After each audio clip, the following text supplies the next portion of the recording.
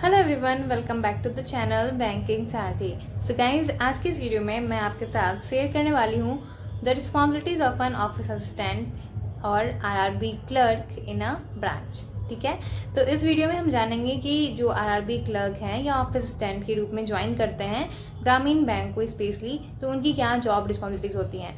बाकी सारे बैंक्स में भी कुछ इसी तरह की जॉब रिस्पॉन्सिबिलिटीज़ होती हैं जैसे कि ग्रामीण बैंक में होगी, बट मैं जहाँ पे ज्वाइन की हूँ मैं उसके अकॉर्डिंग आपको अपने एक्सपीरियंस से बता रही हूँ कि किस तरह के काम आपको वहाँ पे करने होते हैं।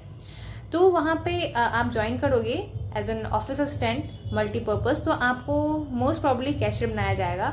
तो कैशियर का मतलब ही आप समझ रहे हो कि आपको डिपॉजिट्स लेने हैं, ट्रांजेक्शन्स करने हैं, कस्टमर के साथ कस्टमर डीलिंग करनी है। ओके, तो ये सारी रिस्पॉन्सिबिलिटीज़ हो गई। तो आपको कैश हैंडल करना है, उसकी पूरी जिम्मेवारी आपकी है।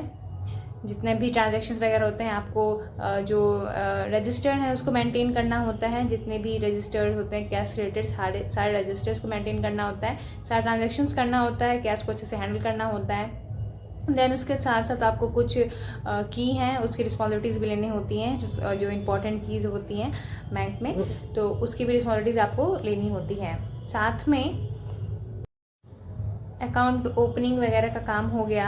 आपको अकाउंट्स खोलने होते हैं अलग अलग तरह के, चाहे सेविंग हो और फिक्स डिपॉजिट हो, लोन अकाउंट हो, ये सब भी रिस्पॉन्सिबिलिटीज़ आती हैं हमारे ऑफिस असिस्टेंट की। तो सारे अकाउंट, अलग अलग तरह के अकाउंट्स को ओपन करना, वो सारी चीज़ें भी हमारी रिस्पॉन्सिबिलिटीज़ होती हैं। देन नेफ्ट हो गया, आरटीजीएस हो गया, ये सारी चीज़ें ग्रामीण बैंक में स्पेशली मैं बात कर रही हूँ क्योंकि वहाँ पे नेट बैंकिंग की सुविधा नहीं है। अभी जिस बैंक में मैं हूँ तो उससे रिलेटेड कोई काम नहीं होता हमारा।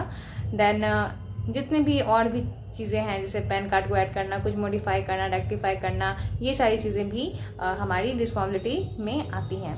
तो ये बेसिक रिस्पॉन्सिबिलिटीज़ हैं जो कि एक ऑफिस असिस्टेंट की होती हैं। और ये ब्रांच के साइज़ पे भी थोड़ा डिपेंड करता है। अगर आपका ब्रांच बड़ा है, वहाँ पे ज़्यादा एम्प्लॉयज़ हैं, तो आप अगर ज़्यादा ट्रांजेक्शन हो रहा है तो आप पूरे टाइम ट्रांजेक्शन में इन्वॉल्व रहते हो, आपको एक्स्ट्रा काम करने के लिए टाइम नहीं मिलता, उसके लिए अलग लोग भी होते हैं। बट आपके ब्रांच में अगर कम लोग हैं, कम एम्प्लॉयज़ हैं, मान लो बहुत सारे ऐसे ब्रांचेस यहाँ पे सिर्फ 2 ही लोग हैं या 3 लोग हैं, तो वहाँ पे आपको अलग अलग प्रकार की जो रिस्पॉन्सिबिलिटीज होती है वो करनी होती हैं। जिस ब्रांच में सिर्फ 2 ही लोग हैं तो जो भी काम होगा वो 2 ही लोग में डिवाइड होता है, तो आपको मल्टी टास्किंग करना पड़ता है। इसलिए ऑफिस असिस्टेंट मल्टीपर्पज़ कहा गया है कि आपको अलग अलग तरह के काम भी करने होंगे, आप किसी के लिए डिनाई नहीं कर सकते। ओके, तो अलग अलग काम, अलग अलग रिस्पॉन्सिबिलिटीज आपको लेनी होती है वहाँ पे, क्योंकि कम लोग रहेंगे तो उसी में सारी चीज़ें डिवाइड होती हैं। ओके, तो ये सारी चीज़ें हो गई। बट अगर ब्रांच बड़ा है तो फिर आप कैश ट्रांजैक्शन में ही आपका सारा का सारा समय चल जाएगा, आप और कुछ भी नहीं कर पाओगे। तो अगर मैं अपनी ब्रांच के बारे में बात करूँ तो हमारा ब्रांच अभी छोटा है, हम लोग अभी फ़िलहाल 2 ही लोग हैं, तो उसके अकॉर्डिंग हमें अलग अलग तरह की रिस्पॉन्सिबिलिटीज़ लेनी होती हैं। तो उसमें सीखने का भी मौका ज़्यादा मिल रहा है, अलग अलग तरह की चीज़ें।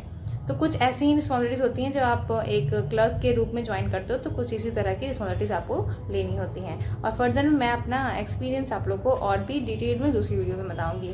तो मिलती हूँ नेक्स्ट वीडियो में, तब तक के लिए thank you, have a nice day.